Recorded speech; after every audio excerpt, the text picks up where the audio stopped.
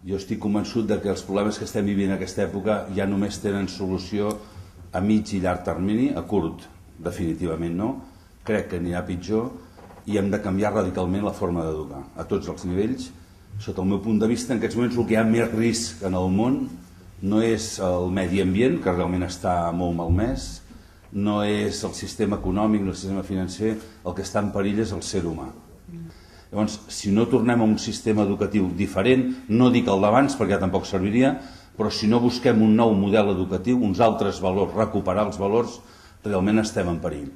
És possible inclús que sortim del conflicte econòmic, inclús que algun dia no tinguem ni guerres i fins i tot que no hi hagi ni fam a la terra. Fins i tot això és possible. Però probablement sota un nou ordre mundial, paraula que he anat sentint massa en les últimes dècades, un nou ordre mundial que no tindrem guerres, no tindrem fam, no tindrem conflictes, però cada un se'ns dirà el que hem de fer.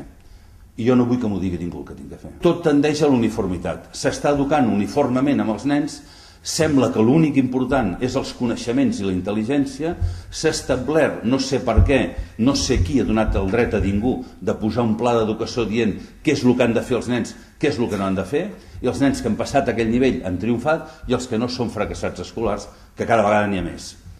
Els nens, quan neixen, porten unes capacitats innates que la gran tasca dels pares i educadors és descobrir quines són. Cada un té capacitats diferents.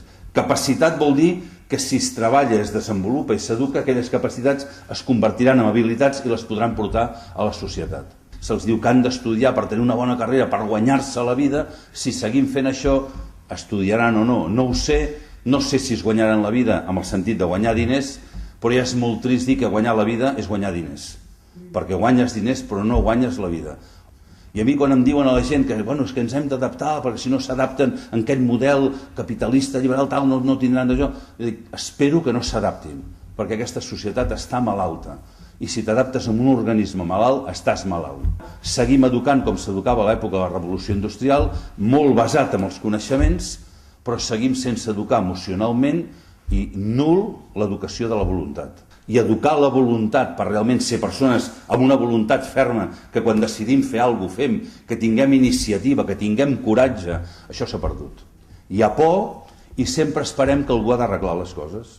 I ara, per exemple, hi ha 5 milions d'aturats i clar, tothom estem, hòstia, però és que el govern ha de crear 5 milions de llocs de treball, és que el govern no crea llocs de treball. I jo sempre dic, i per què ho ha de fer el govern? Perquè no els creem nosaltres. Jo crec que el ser humà tenim capacitats per resoldre-ho tot. Si perdem la por, si se'ns educa amb la voluntat, si tenim coratge i si recuperem paraules que antigament es feien servir, a mi m'agradaven i que ara han quedat lletges, com esforç, sacrifici, esforç, més sacrifici. Hem desenvolupat una societat, hòstia, no compliquis la vida ha de ser fàcil, tranquil, una espera si a les 3 ja plegues de treballar per anar-te'n a casa, o a les 3 o a les 5, i per què? Perquè treballem en coses que no ens agraden, llavors esperem el temps lliure per distreure'ns molt, perquè el treball no té sentit, llavors hem de fer alguna cosa que ens distregui molt, per exemple veure el Barça, perquè com que anem cremats i res del que fem té sentit, hem de fer alguna cosa que ens distregui molt. El primer que hauríem de recuperar és el concepte de treball i treure la perversió de que treball és guanyar diners. Perquè és horrible. És a dir, treball és el que jo puc aportar al món a partir de les meves capacitats. Quan fas alguna cosa i veus que allò té sentit, després d'un esforç, alguna cosa ha sortit bé i és útil pels altres, ets feliç com a persona. El primer punt que hauríem de canviar a l'educació és esforç, sacrifici, treu el millor de tu mateix i aporta-ho a la societat. I el que necessites per viure ja t'arribarà, segur que t'arribarà. Però fes allò per al qual tu tens capacitats, perquè és el que just el món necessita. Perquè l'economia ja no és el que tenia que ser, relació entre éssers humans, l'economia és que el diner ha de créixer i donar diner independentment que darrere hi hagi alguna cosa. Hem perdut el concepte de valor amb l'economia i només ens han quedat amb el concepte preu. L'economia és relació entre éssers humans. L'economia no és matemàtiques. Ara som tota la societat civil, els individus, hem de despertar, hem de conèixer l'economia i hem de ser nosaltres qui prenem les decisions econòmiques. No podem seguir deixant que decideixin tot els que ho han decidit fins ara.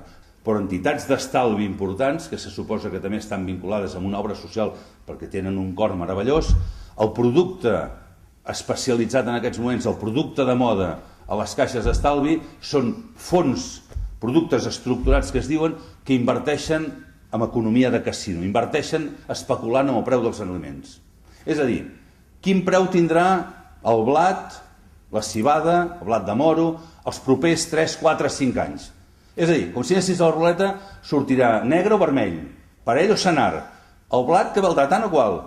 Llavors això et diuen, ostres, sentia un dia les notícies fa uns mesos, clar, quina mala sort, els mercats internacionals, el preu dels aliments ha pujat, i ara Mèxic, Bolívia i Equador, ostres, estan passant fam. Però el greu de tot això és que es fa amb els nostres diners. Perquè hem donat la decisió de la nostra vida en mans dels altres. Perquè no ens interessa l'economia. Pensem que no hi entenem, i hi ha gent que diu, és que jo tinc prous mals de caps, ara m'he de preocupar de l'economia? Doncs sí.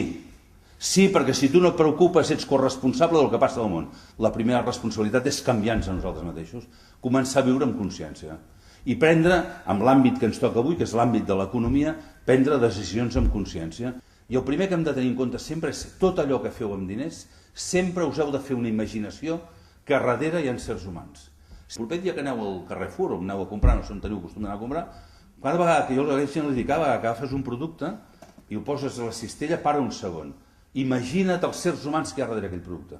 Us heu plantejat que cada vegada que decidim comprar per preu els estem afectant amb ells de manera directa? El poder econòmic s'ha imposat damunt del poder polític i només cal veure els governs corresponents quan han de prendre decisions a qui van a consultar. I això és un tema greu.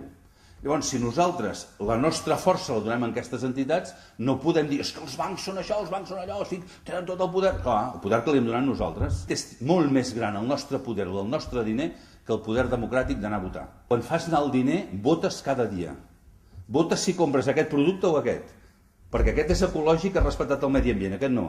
O pots descenses en un banc que els diners els utilitza per millorar el món, o un altre que inverteix en armes o en explotació infantil o en el que convingui. No puc separar la meva consciència, els meus ideals, els meus valors, del que fan els meus diners en el món. I a vegades m'han dit, Joan, tu no barregis ara espiritualitat amb diners, que són coses diferents. Què? No entens que aquí dins uns valors i amb això estàs fent just el contrari? I el típic, la pregunta, però una banca pot ser ètica? Se m'han burlat, una banca pot ser ètica? Digo, un moment, senyors, vosaltres ja sou ètics?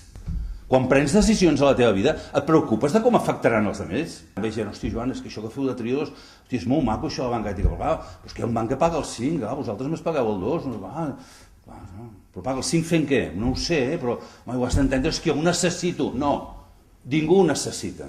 És mentida. Tothom em diu, clar, jo ho faria, però és que jo ho necessito. Si un dia tinc molts milions ja te'ls portaré. No, mai me'ls portaria si tinguessis molts milions. Mai, perquè com més tens, més vols tenir. Quan es va crear l'any 71, va dir, anem a fer un banc que els diners de la gent serveixin per fer negoci, però per millorar el món. Aquest és l'objectiu, millorar el món. Això vol dir que invertim en empreses que donen molt poca rendibilitat monetària, molta rendibilitat social, sense fer publicitat, s'està extenint de manera espectacular. No donem abast, hem d'obrir oficines. I, hi ha alguns bancs i caixes que ja estan preocupats. Perquè, clar, si se te'n va un client amb 3 milions d'euros i li dius, com va passar amb aquest client meu un 15 de desembre, que li van dir, digue'm el que et paguen que jo et dono un 2% més. Diu, no, si em paguen menys que tu. Diu, per què te'n vas? Diu, és un tema d'ètica i de valors. Diu, clar, amb això no podem lluitar. Contra això no podem. Contra la consciència no tenim defensa. Poseu la consciència, els valors, el coratge, la confiança, la responsabilitat a les vostres decisions a la vida quotidiana i entre tots farem que canviï el món. No us penseu que ho poden fer els altres, ni ho poden fer ni tenim dret a demanar-los. L'únic que podem dir, demanem-nos a nosaltres mateixos perquè això és possible, repeteixo, i molts ho estem fent.